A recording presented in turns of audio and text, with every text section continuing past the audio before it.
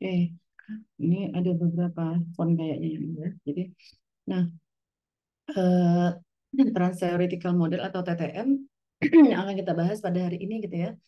Jadi TTM ini merupakan model yang mengkonseptualisasikan perubahan perilaku, tetapi perubahan perilaku yang melibatkan proses adanya intensi ataupun adanya apa namanya perilaku yang bertujuan ya, adanya intensi.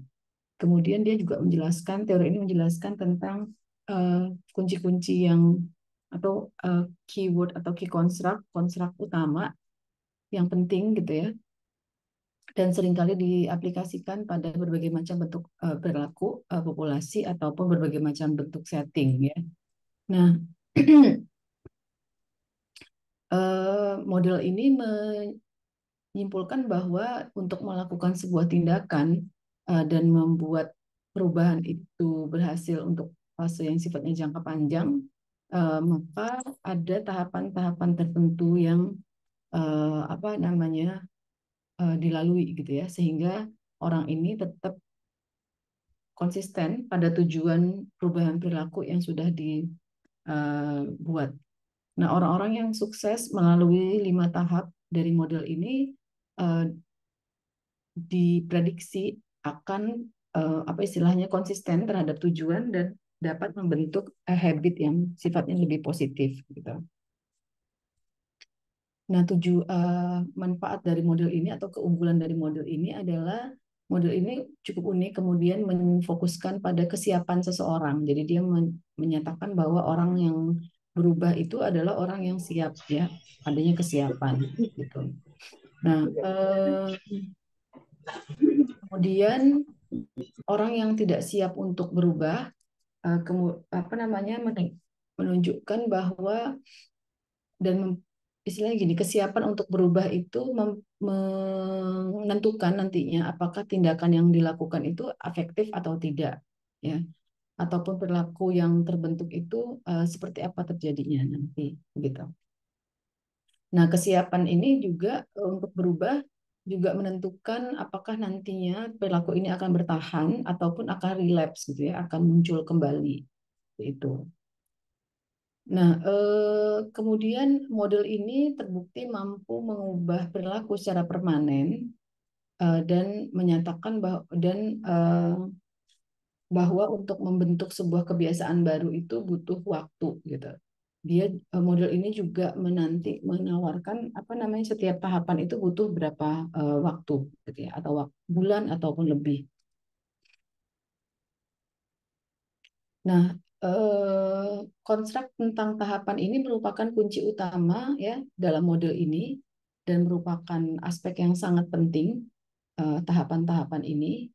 Kemudian setiap tahapan itu menunjukkan perubahan yang berbeda-beda yang terjadi sepanjang waktu seperti itu. Kemudian perubahan perilaku itu dikonstruksikan sebagai sebuah peristiwa. Misalkan contohnya di sini adalah berhenti merokok atau berhenti minum atau menghentikan kebiasaan makan berlebih gitu itu ya. Nah, ini secara keseluruhan tahap untuk berubah adalah seperti ini. Ada pre-kontemplasi, kemudian kontemplasi atau preparation, kesiapan ya, action dan maintenance. Jadi pada tahap pre-kontemplasi dan itu belum muncul readiness ya, jadi tidak siap untuk berubah. Kontemplasi itu sudah muncul intensi, preparation itu intensi sudah ada, sedangkan action itu sudah membuat perubahan, sedangkan maintenance lebih ke arah menjaga agar perubahan ini bertahan lama dan menjadi sebuah habit seperti itu. Ya. Nah, pada tahap pre-kontemplasi, eh, seperti yang kita tahu, di sini orang orang belum memiliki kesiapan untuk berubah, ya. Kemudian pada tahap ini mereka bisa saja sudah memiliki informasi, tapi informasi yang mereka miliki terkait dengan perilaku yang akan mereka lakukan itu bisa saja belum lengkap, gitu ya. Jadi mereka perlu atau belum mendapatkan informasi mengenai konsekuensi dari perilaku mereka seperti itu. Atau ada juga orang-orang yang setelah mencoba beberapa kali namun uh, ragu gitu, apakah mereka mampu berubah seperti itu. Oke. Nah, biasanya orang-orang yang ada pada tahapan ini menghindari membaca, berbicara, atau berpikir tentang perilaku beresiko yang mereka miliki. Jadi kayak ada resistensi gitu ya, atau tidak termotivasi untuk ikut dalam program kesehatan seperti itu. Nah, inilah keunggulannya TTM gitu ya, trans theoretical model, di mana mereka itu membidik orang-orang yang belum siap dan mereka melihat bagaimana cara memunculkan kesiapan agar perubahan itu lebih mulus. Oh, ya ampun, ini kok nggak ada ini ya? Kayaknya fontnya ini ya. Saya lewatin aja ya. Nah, kemudian pada tahap kedua, eh, di sini orang sudah memiliki intensi untuk melakukan perubahan atau memunculkan perilaku baru gitu ya. Dan biasanya kita dapat melihatnya dalam waktu jangka 1 bulan dari fase eh, pre ya. Pada fase pre itu diberikan informasi banyak gitu. Kemudian kita lihat dalam jangka 1 bulan apakah ada intensi untuk berubah seperti itu. Nah, eh, contoh-contohnya misalkan mereka sudah memiliki rencana untuk berubah, misalkan mulai melihat apa namanya memutuskan untuk bergabung pada kelas-kelas kesehatan atau menemui konselor misalkan atau mulai bertanya-tanya kepada apa namanya dokter mereka gitu ya atau malah mungkin membeli membeli buku self help ataupun buku-buku yang bisa mendukung mereka untuk melakukan perubahan perilaku seperti itu ya. Nah, orang-orang yang seperti inilah yang potensial untuk kita rekrut ya terkait dengan eh, perubahan perilaku yang akan kita lakukan seperti itu. Nah, contohnya ini silahkan coba misalkan diamati gitu ya.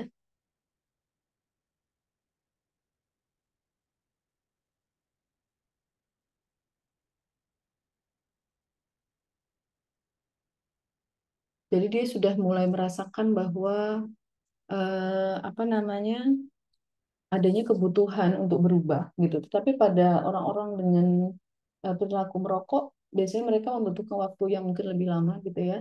Mereka sudah sadar, tapi sudah ada kesadaran bahwa rokok itu mempengaruhi paru-paru gitu ya. Tentu aja pengaruhnya pengaruh buruk yang mereka sadari seperti itu. Ya ampunnya apa ya? Saya jelaskan aja ya, ini saya karena saya PDF kan jadi begini deh. Nah, pada fase preparasi, setelah itu kan ini udah mulai siap ya untuk melakukan aksi gitu ya. Kemudian contohnya di sini, kalau seseorang sudah mulai secara serius menyiapkan perubahan perilaku dan mereka sudah mulai melakukan tindakan-tindakan yang mengarah atau mendukung perilaku mereka seperti itu. Eh, sudah mulai memilih kira-kira solusi atau tindakan apa yang tepat ya yang akan mereka lakukan untuk mengubah perilaku. Sebentar deh, kenapa begini ya? Sebentar.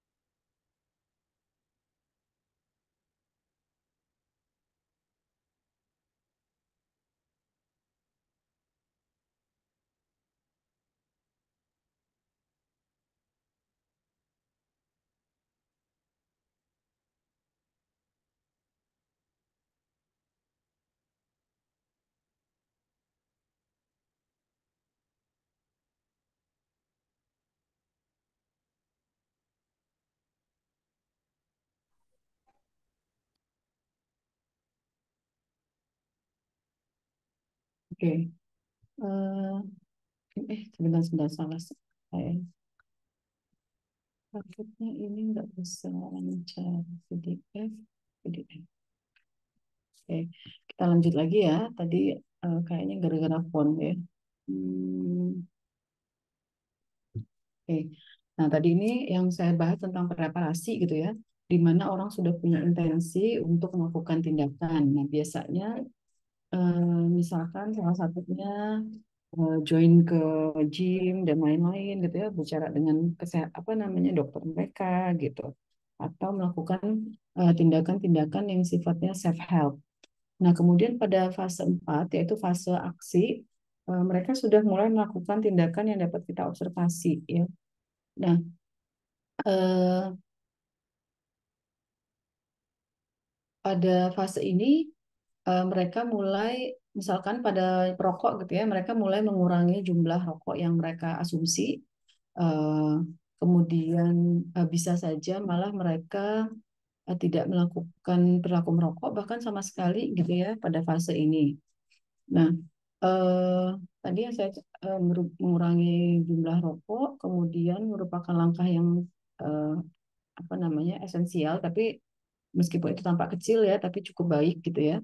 Kemudian misalkan mereka bahkan berhenti sama sekali gitu ya, seperti itu.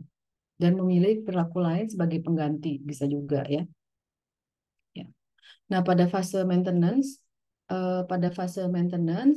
biasanya terjadi setelah 6 bulan ya, selama 6 bulan setelah berhenti merokok, kita perlu memaintain bagaimana perilaku berhenti merokok ini menjadi sebuah habit yang baru seperti itu. Nah, pada fase maintenance ini kadang-kadang fight-nya atau pertarungannya tidak terlalu dramatik lagi, jadi udah mulai tenang, tetapi ada kadang-kadang ada keinginan untuk merokok, tetapi juga masih bisa ditahan seperti itu. Nah, jika kita lihat gitu ya, behavior intention ini atau eh, keinginan untuk melakukan sebuah perilaku itu merupakan aspek yang sangat penting pada fase pre-kontemplasi sampai dengan fase preparasi. Sedangkan preparasi sampai maintenance itu merupakan sudah muncul perilaku, namun juga behavior intention ini juga masih berperan ya. Jadi di sini ya. Nah, kemudian eh, kita juga penting untuk melihat behavior ini eh, terkait dengan waktu ya, durasi dilakukannya sebuah perilaku sehingga kita melihat apakah perilaku itu bertahan atau tidak. Sedangkan yang temporal distant behavior itu adalah bagaimana sebuah perilaku itu kemungkinan akan muncul di masa yang akan datang ya. Nah, jadi kalau dilihat ini adalah tahapan perubahan perilaku pada fase pre-kontemplasi dan kontemplasi muncul kesadaran ya, munculnya kesadaran, kemudian ada yang sifatnya dramatic relief, jadi semacam oh ternyata ini buruk ya untuk kesehatan gitu ya, oh ternyata dampaknya begini-begini gitu ya. Nah, kemudian pada fase ini orang banyak berpikir gitu ya, melakukan reevaluasi eh, pre-kontemplasi ya. Eh, Pada pre-kontemplasi, reevaluasi yang dilakukan lebih ke arah environment reevaluation, sedangkan contemplation dan preparation yang dilakukan yang dilakukan adalah self reevaluation dan mereka juga melakukan self liberation, gitu ya. Nah, eh, kemudian ada fase pada fase aksi dan pada fase maintenance eh, ada manajemen reinforcement gitu ya. Bagaimana efek baik dari sebuah perilaku yang baru itu apakah nanti akan memperkuat atau tidak gitu. Kemudian penting juga adanya helping relationship. Kalau kalian masih ingat tentang yang saya ajar pada fase waktu konseling gitu ya, kita berusaha menciptakan helping relationship dengan klien gitu. eh, Counter conditioning dan stimulus kontrol gitu ya. Mungkin mengurangi munculnya stimulus atau yang membuat perilaku lama bisa kembali gitu. Dan adanya social liberation. Nah, social liberation ini muncul di semua tahap ya, seperti itu. Nah, eh, kemudian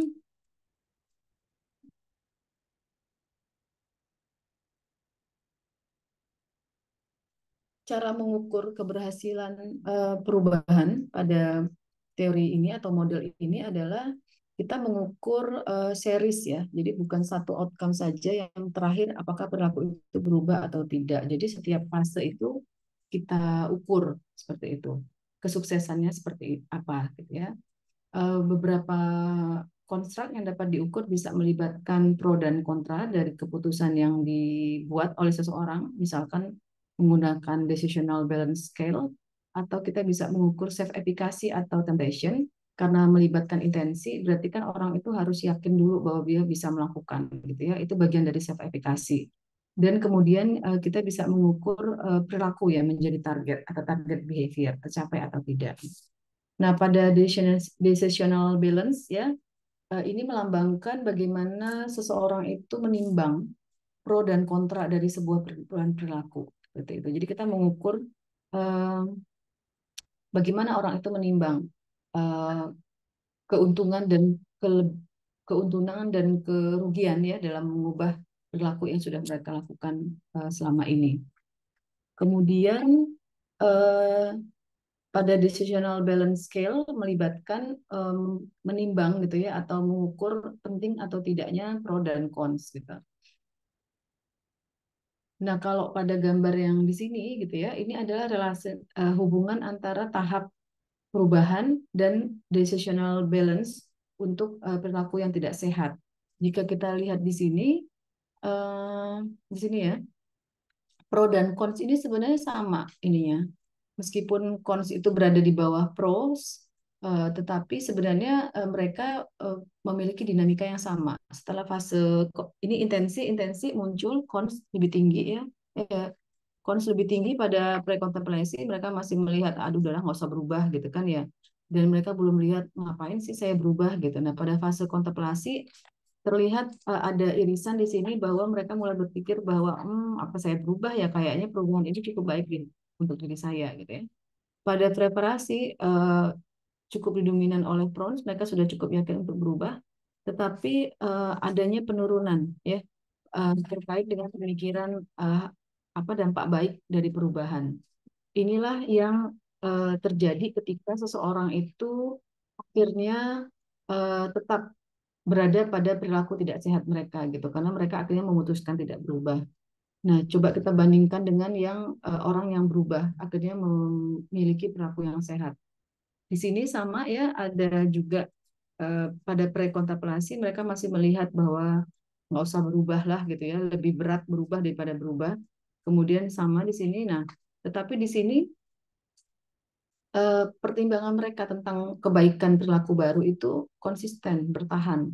Sedangkan eh, keburukannya atau konsnya, kerugiannya menjadi tidak terlalu berpengaruh bagi mereka. Gitu. Inilah apa situasi di mana seseorang mampu mengubah perilaku mereka menjadi dari tidak sehat menjadi sehat gitu sehingga kita bisa menyimpulkan bahwa semakin banyak kelebihan atau keuntungan yang mereka pertimbangkan untuk mengubah perilaku maka itu akan semakin um, bertahan ya perilaku yang mereka buat seperti itu.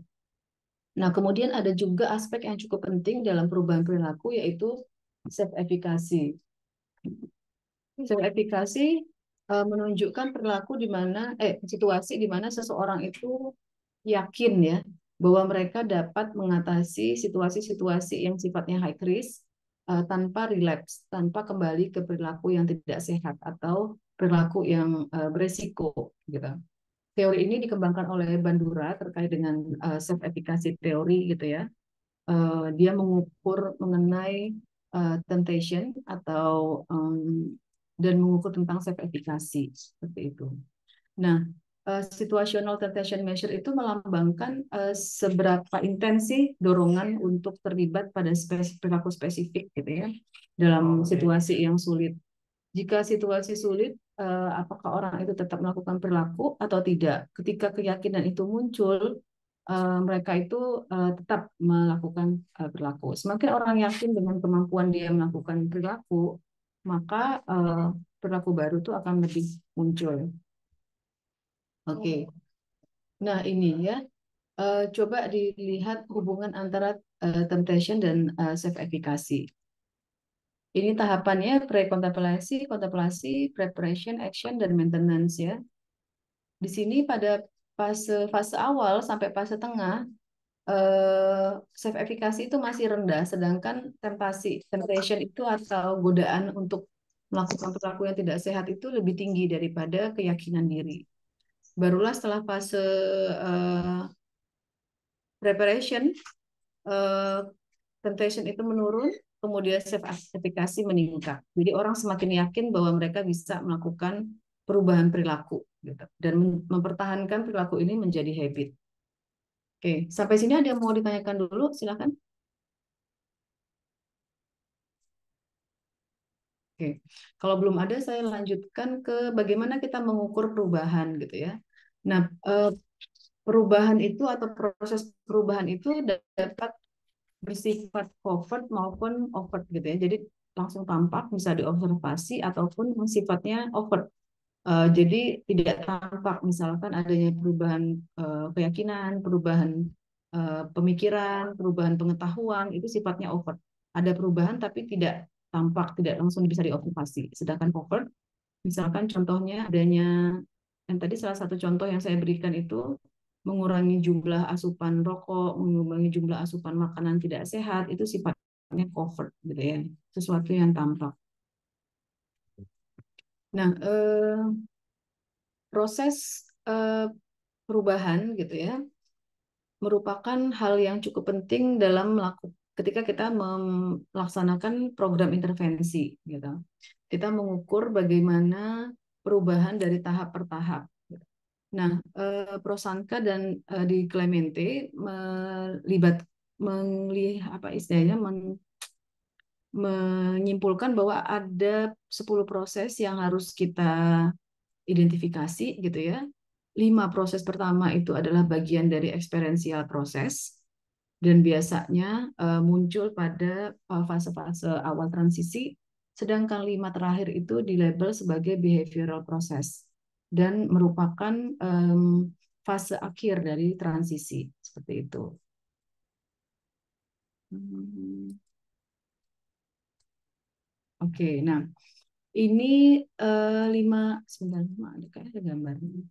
Ini tahap pertama ya, satu, oh iya, satu, dua, tiga, social liberation, self evaluation, stimulus control, kemudian helping itu dan counter conditioning itu adalah termasuk pada fase 5 pertama gitu ya.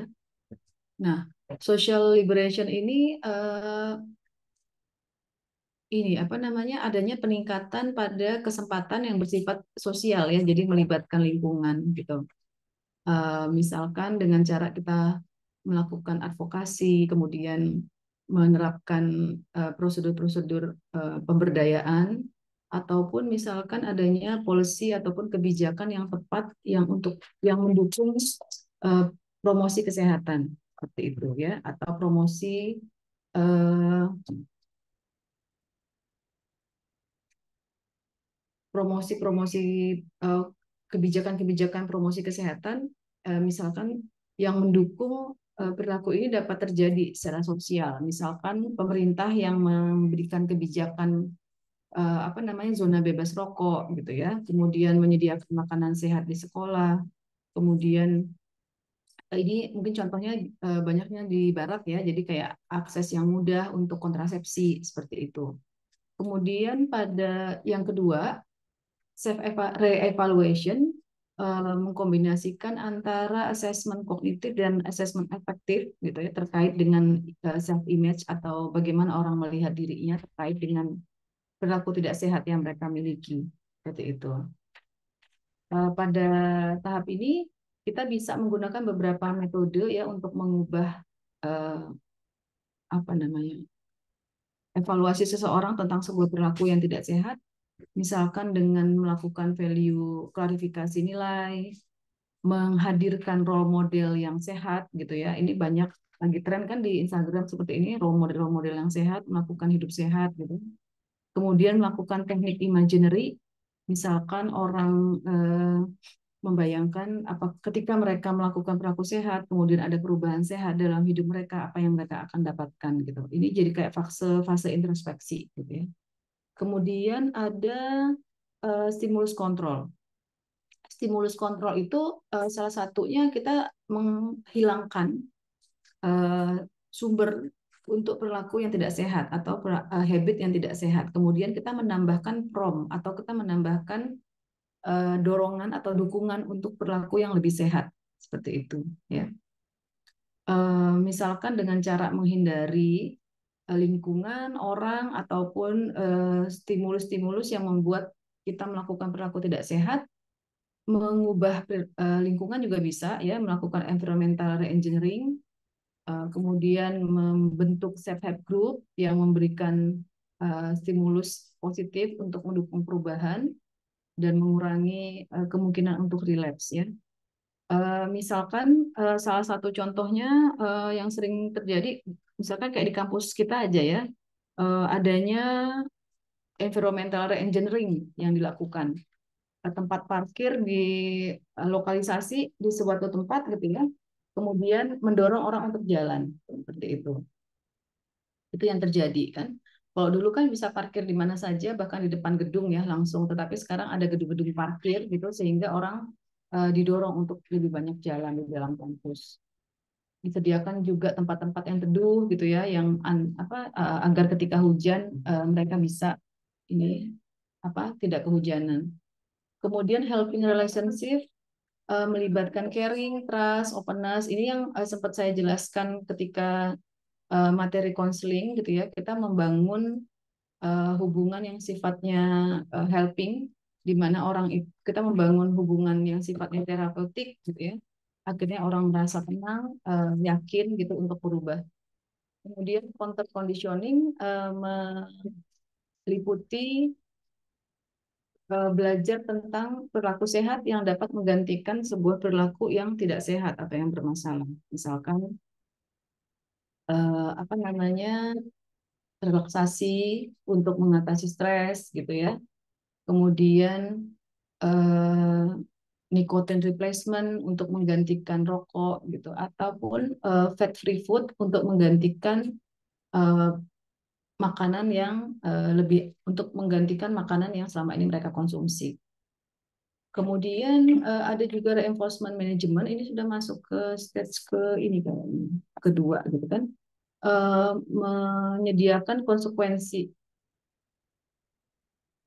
tahapan lanjutan gitu kan, sehingga mereka tetap berada pada jalur perilaku yang sudah mereka lakukan gitu.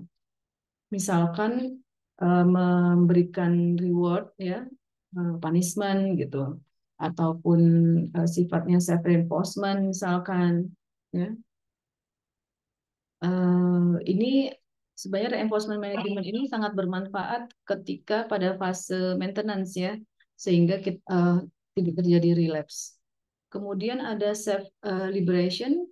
Self liberation itu uh, adalah keyakinan bahwa kita dapat berubah, adanya komitmen, kemudian rekomitmen misalkan. Seperti yang biasa sering kalian lakukan di awal tahun, orang membuat resolusi gitu kan, New Year resolution, kemudian membuat public statement atau public testimony gitu untuk memperkuat sebenarnya seperti itu ya. Eh, Oke, sampai sini ada yang mau ditanyakan?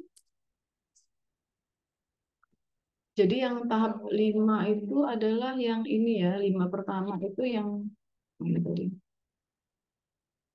Nah ini satu dua, ini satu dua tiga empat 5 itu adalah fase experiential processes ya, orang memikirkan mencoba-coba gitu ya, sedangkan yang ini 1 2 3 4 5 adalah behavioral processes gitu ya. Orang sudah menghasilkan sebuah perilaku. Ada yang mau ditanyakan sampai sini?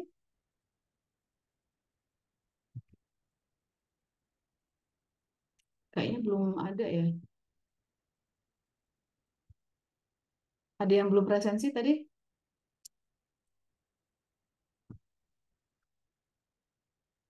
Sudah semua? Oke, kalau sudah semua, materinya ini sudah saya upload, tahu saya ya. Nanti saya cek lagi deh ya, kalau kalian mau ini ya, mau akses materinya ya. Oke, terima kasih. Kalian bisa